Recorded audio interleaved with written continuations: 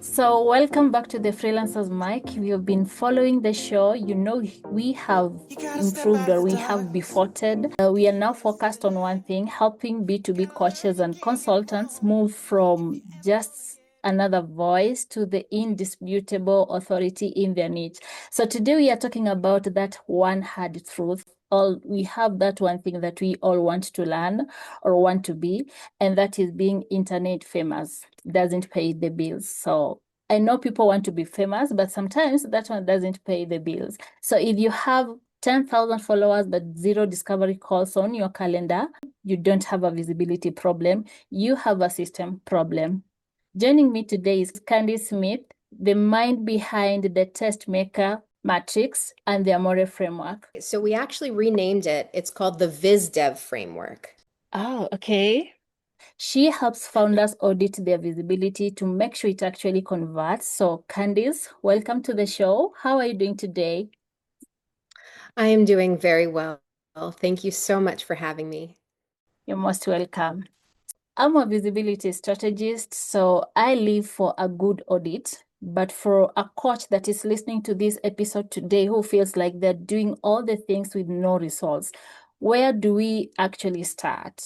Yeah, absolutely. Great question. When we're talking about visibility, I want to pull back for a moment because I came into PR communications from the perspective of an entrepreneur. So I didn't go to school for publicity or PR, journalism, anything like that.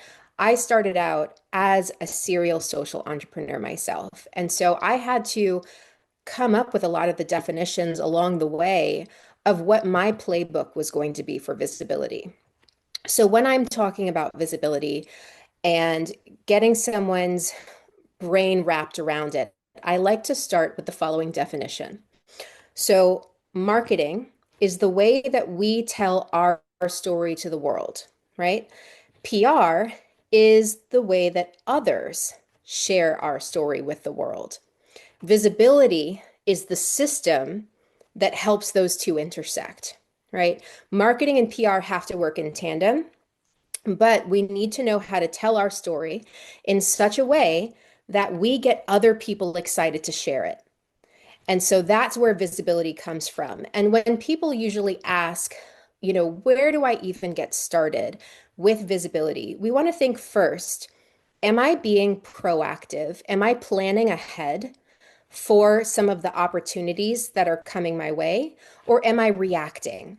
Am I solely letting things come in and I'm not actually planning or trying to measure what is coming in? And that's really where a visibility system gets started, is understanding, are the opportunities that I'm seeing repeatable because I have planned for them and I know exactly what I'm doing at any particular time? Or are these things that have just come my way and I don't know if I could ever repeat them again? That's really the place to get started. Wow, that's awesome. I love it. And when you look at a founder's visibility, what's the first red flag that tells you their system is broken? Is it the messaging, the platform, or is it something deeper than that? Yeah, so we take a look first at where their goals are and what are they actually hoping to achieve versus what are they achieving.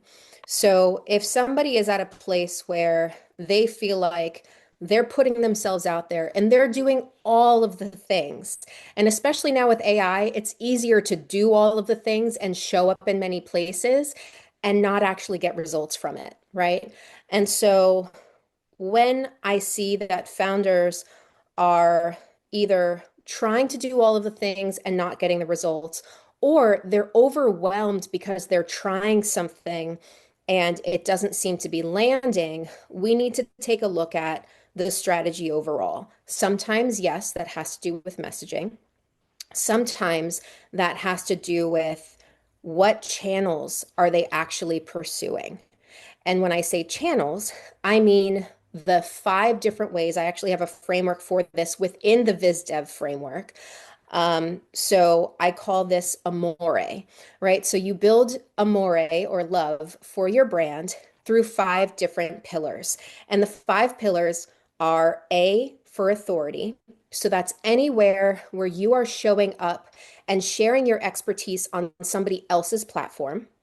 M is for marketing, bit of a misnomer. It's more for paid marketing. That's the retargeting ads, paying to boost your posts, anything where you are actually investing money into getting your message out there. O is for owned media. That's going to be your website, your blog, anywhere where you have full control over your message. R is probably one of the most underrated and underappreciated channels, which is relationships. And especially for B2B founders, it's so important to lean into the relationships that you have to build out your network and amplify what you're doing so that you can bring more folks to you. And then E is earned media, and that's traditional PR, the way that we think of it, getting featured in podcasts, in TV, newsletters, newspapers, what have you. And so when we look at Amore and we try to understand where are you actually putting your effort in, where are you sharing your message? If it's more than two or three of those channels, you're likely spreading yourself too thin, number one. And number two, you're not actually measuring to see what's working within those channels. So if you're putting in that effort, and let's say I'm showing up on 20 podcasts a year, but nothing's actually happening from it, or maybe just one of those podcasts really worked well, or two of those podcasts worked well, and I have no idea because I haven't measured, that is going to really impact my visibility strategy. And that's where the strategy starts to fall apart because I'm doing these things because I feel like I need to, or I'm doing these things because I see other people doing them. And I'm like, well, why not me? Without actually seeing if that resonates with my audience. And so I would tell a founder to sit down and say, okay, well, you did 20 podcasts. Two of them actually booked you discovery calls. What was it about those two? Was it your messaging and the way that you spoke with the interviewer? Was it the audience? Was something different about the audience demographic that you need to be looking at? And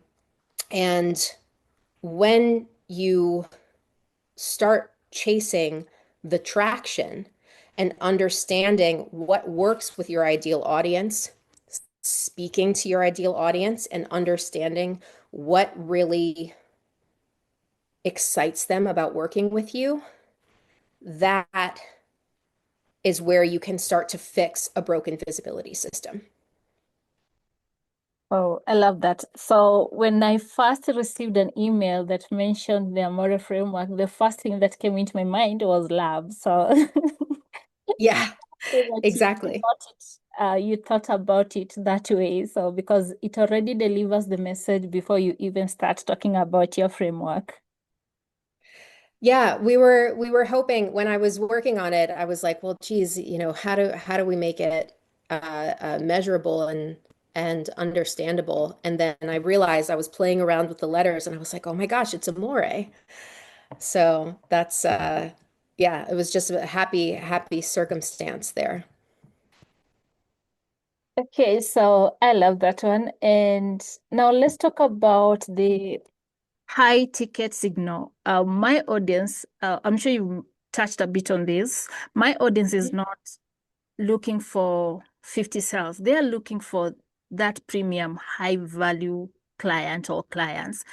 But a lot of the coaches accidentally attract those tire kickers who just want free advice, maybe something for free. So what's the specific change that they can make, the linguistic or strategic that a consultant has to make in their content to start making those signals that I'm a high ticket expert to premium buyers? Absolutely. So there's definitely value in speaking with folks and offering free content, right? It never hurts to give advice and to learn from those conversations that you have about the questions that people have, right? It gives you the opportunity to understand how to speak like your ideal client avatar. But if you're finding that you're not booking the right folks and you know you have value to offer to them, start booking informational interviews with those folks, whether you have, if you do already have clients, fantastic, speak to them and ask them what were their pain points and what helped them decide that you were the right person to work with, right? Um, or if you don't have that list of clients, go out and seek people who are in that echelon, that upper tier that you are hoping to connect with, and have conversations with them about, offer to interview them, or sorry, ask to interview them, offer some insights about, even if it's 15 minutes, about what you're seeing that you think is important for them to know, and listen carefully to their answers. Because when you adopt the language of the folks that you are hoping to connect with, when you are able to speak their pain points back to them and do so in a way that they feel heard, that is where you start having those what I call light bulb moments. So when you're speaking to someone and you see their eyes light up and they're like, "Oh, that's it," right? That's where you've landed on something that really resonates with that person. And so as you're considering creating content, continue to go back to the folks that you want to work with and the folks that you are working with, because they are the ones who will give you the insight and the inspiration for the content that you need to be selling and attracting more of those clients like that. So it's easy to spin your wheels. And it's easy to feel like you're giving out a lot of free content when you're doing that. But if you're speaking to the right people that are excited by your offering, and you can repeat that and you can share uh, those messages back to a new audience, and you can share out and use that same language, people will feel heard and they will feel seen, and they are more likely to come to you. Wow, I love that. I'm sure you've seen my eyes lit up because of the explaining things. I'm enjoying it. I'm so glad. Yeah, so let's talk about your Amore framework. You've mentioned that the all stands for owned, aka your email list, your blog, and all that, right? Yes. So, but I hear this objection every time. Ludia, I don't want to be salty or annoying in people's inboxes. I know we all have that problem. Like, if I message someone, I'm going to be seen as annoying, disturbing, and all that. How does the framework bridge that gap? How do we move people from a quick social media scroll to our home based on an email list without feeling like a pushy salesperson? Yeah, absolutely. And here's the thing, you don't have to be present in all of those channels at once. Um, if owned media is a place for you to prioritize, and you know that you have to keep sharing your message over and over in order to attract new people on your own platforms, then that's great. You can absolutely do that. Not everybody is as comfortable with constantly showing up on social media. Sometimes it is about being more of an authority and focusing on getting your expertise on somebody else's platform and getting the cross promotion from someone else's platform as well. So think about what your comfort level is. Some people are very comfortable showing up all the time, and that's a part of their brand, right? Others are comfortable showing up authentically in the moment where they know that they have something very specific to say to the right folks, and that's how they're going to share it. But you don't have to feel guilty about not showing up on social media all the time. Sometimes it is about getting in the room with the right people. Maybe you're working on your authority and your relationships. Maybe those are the two channels that you focus on, right? So maybe you attend more networking events and you speak at conferences or you apply to speak at conferences. And that's where you're able to interact with people one-on-one. And maybe you have a newsletter that goes out once a month, once a quarter, something along those lines. It's going to depend upon what is your comfort level, number one, and number two, what are you finding actually works for you? So, what are you able to keep up and maintain? If you feel like you are bothering folks, the biggest problem that you're going to run into is your own imposter syndrome. And so you're going to feel like you're not it's going to become unsustainable over time because you'll be creating content, and over time, other things are going to start to take precedence.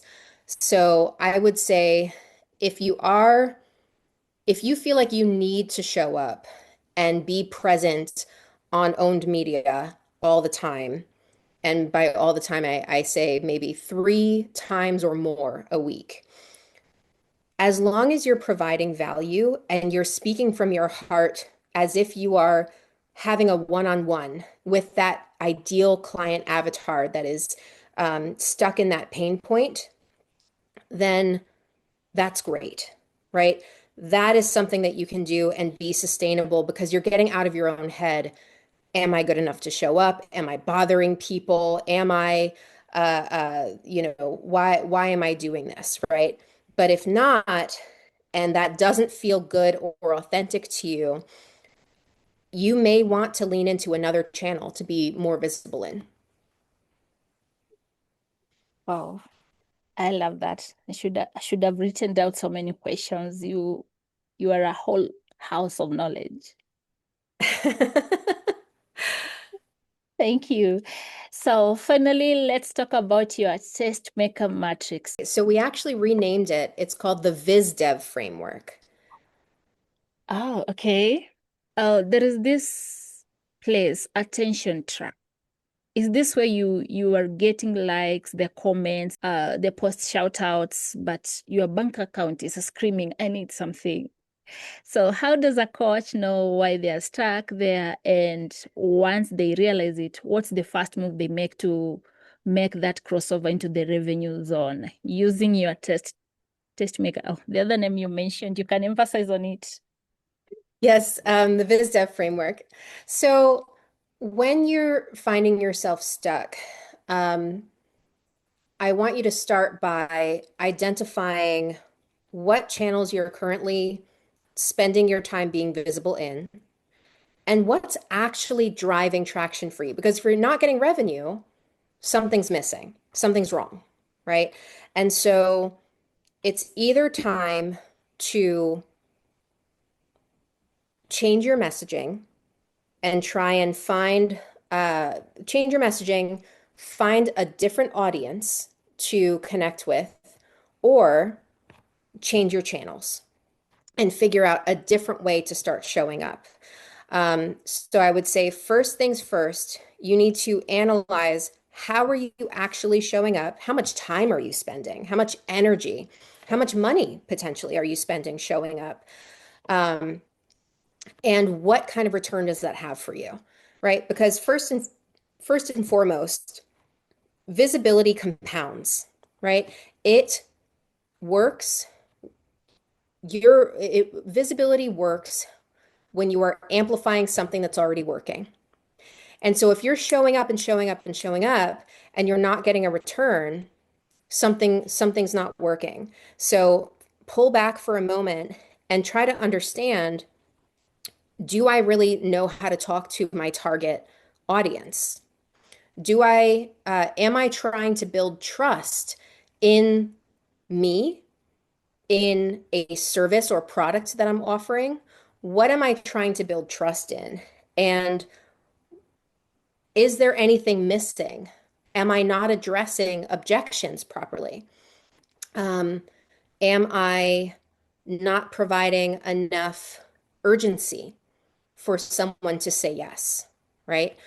So thinking through some of the ways in which you are communicating the value and making sure that that makes sense.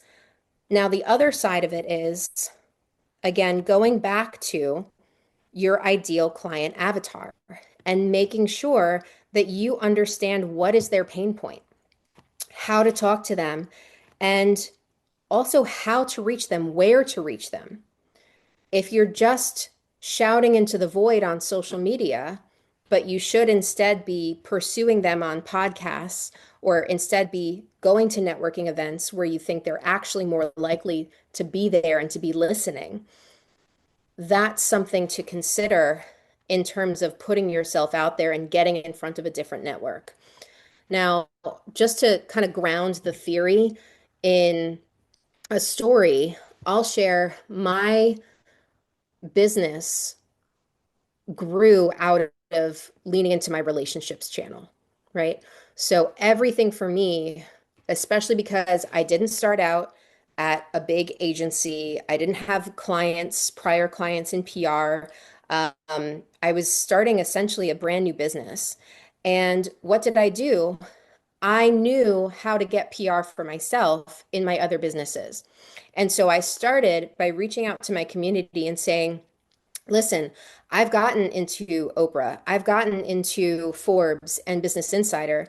Does anybody have any questions about how to do that? I'm happy to sit down with you and offer you some um, some insight. And that's how I booked my first clients. And from there, I continued to refine and build on the relationships that I already had. And because I did that, that has driven me to securing more clients, right? Once I've had clients and I'm like, all right, well, what do I do now? Right? The engagement is over.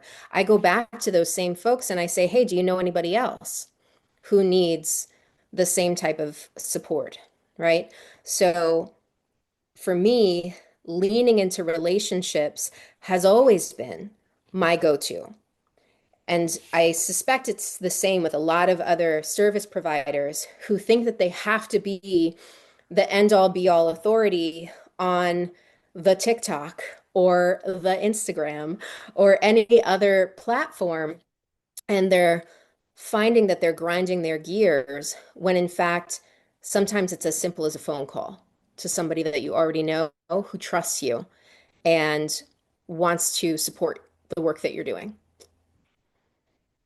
So that's basically what the VizDev framework is about. It's about understanding what mode are you in right now and what channels should you be leaning into based on that mode that can help you break through and scale up your visibility. Wow, I love your framework. Thank you. Okay. Thank you so much. This has been pure gold. And you've given us the audits, and now it's upon us to do the work. So for everyone listening, and you just realize that your visibility is high on attention but low on traction, that is exactly where my 360 podcast visibility roadmap comes in. It's how to guide all for the audit that she just did for us. So you can grab it on our website or on the show notes. And Candice, where do people find the framework that you just mentioned? Yes. So we've made it easy for you to find and actually get your mode and take a diagnostic assessment. So you go to bit.ly, that's bit.ly/VizDev. That's VizDev. So bit.ly/VizDev, and that will take you to the VizDev framework. You'll take the quiz, get your mode, and it will tell you what to lean into, what to avoid, and your primary channels that you should be focusing on. For any other work or questions that you might have around visibility, please check us out at FrenchPressPR.com. and you can connect with us there or on LinkedIn. Awesome, awesome. Anything else that you feel you should have asked me this, or this is what I want to share? I feel like we've largely covered the framework. I would just say for service providers right now who are struggling, especially with AI, remember to stay authentically yourself because right now AI is it's doing a lot of work, right? But it's taking out a lot of the humanity behind what we can do. And especially right now, when we're in a place where a lot of our clients feel like, well, I'll just ask Claude or ChatGPT or Perplexity and I'll get my questions answered. But you know that you have the lived experience and you can actually help solve their pain point much better than an AI bot can. Stick to your guns and just remind yourself that they do need your help, even when it feels like AI just quote unquote has the answers. Yeah, AI is like another disruption into the industry. It has made everything easier, and at the same time, it has taken some jobs. Right now, I could say that every industry where AI has touched, it is confused. People are trying to find their It is. way. It definitely is. It definitely is. And I see it both on the sides of service providers. I myself feel it, and I see it in lack of trust and confusion on the client side as well, because they don't know what to listen to. And so as service providers, it really is our job to show them the way. That's right. Thank you so much for sharing the amazing wisdom with us. We have learned a lot. I've learned a lot as the host of this episode, and I know my audience are going to enjoy this episode, especially people that want to know about visibility and anyone that is interested in that route. And I'm pretty sure they are going to check out your framework. Thank you so much. Wonderful. Thank you so much for having me. It's been a pleasure. Have a great day. Oh, You is it too. for you? You gotta step out of the darkness if you wanna see the light.